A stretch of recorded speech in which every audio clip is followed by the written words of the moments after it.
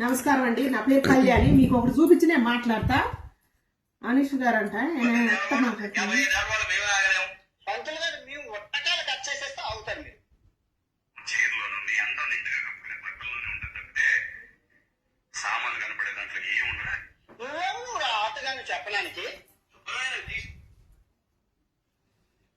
ఏమండి అన్వేష్ గారు, మీరు 150 దేశాలు తిరిగి వచ్చి మన మాతృభూమి, మన భారతదేశం సంస్కృతి, బొట్టు కట్టు ఇతర దేశాల వాళ్ళు మన సంస్కృతిని చూసి ఇష్టపడుతున్నారు, మన సాంప్రదాయాలు చూసి ఇష్టపడుతున్నారు.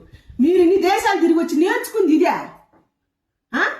ఇన్ని ప్రసంగాలు చేసిన గొప్ప మహానుభావుడు శాగంటి కోటేశ్వరరావు గారు, గరికపాటి నరసింహారావు గారు, అసవంటి వ్యక్తిని తీసుకొచ్చి అంతంతలా మాట్లాడుతున్నారు.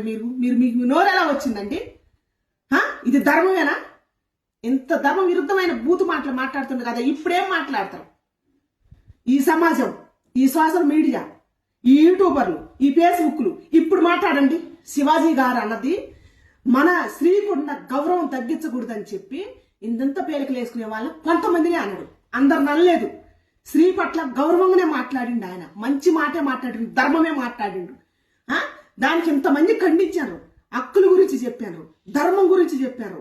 ఇంకా ఒక ఆమె అసలు మగవాళ్ళ దమ్ముల గురించి చెప్పింది. ఏమని? మీకు దమ్ముంటే ఆడదాన్ని అందం నువ్వు అభిషేకం చేయాలా, మృగాల్లో పడొద్దని చెప్పింది. ఇట్ట మాట్లాడారు కదా. ఇప్పుడు ఈ అన్వేష్ గారు ఈ వంతులు ఇసలు విడిగా బూతులు మాట్లాడుతున్నారు. ఇప్పుడు దీని గురించి ఎంక్వైరీ చేయరా? ఇప్పుడు హక్కుల గురించి మాట్లాడరా? ఇప్పుడు బూతుల గురించి మాట్లాడరా? ఇప్పుడు ఏంటి మాటలని ఎవరు అడగరా? ఇప్పుడు మీకు పౌరుషం చచ్చిందా? ఇప్పుడు పౌరుషం రావటం లేదా? ఈ 2 రాష్ట్రాల ప్రజలకి, యావత్తు ప్రపంచానికి ఏం మాట్లాడుతుండు? ధర్మం మాట్లాడిన శివాజీ గారినేమో తప్పు మాట్లాడిన ప్రతి ఒక్కరు సమాపనం చెప్పించారు. పోలీస్ కమిషన్ కూడా వేయించారు. మహిళా సంఘాలు మాట్లాడారు. ప్రతి వాళ్ళు ఇండస్ట్రీ వాళ్ళు మాట్లాడారు. ఇవాళ మాట్లాడండి. ఇంకా అనీష్ గారు ఆయన మాట్లాడే మాటలు ప్రతి మాట బూతు మాట మాట్లాడుతుంది. సిగ్గుండ ప్రతి వ్యక్తి తలదించుకునే మాటలే మాట్లాడిండు. దీనికి ఏం మాట్లాడతారని నేను ప్రశ్నిస్తున్నా శివాజీ గారి తరఫున.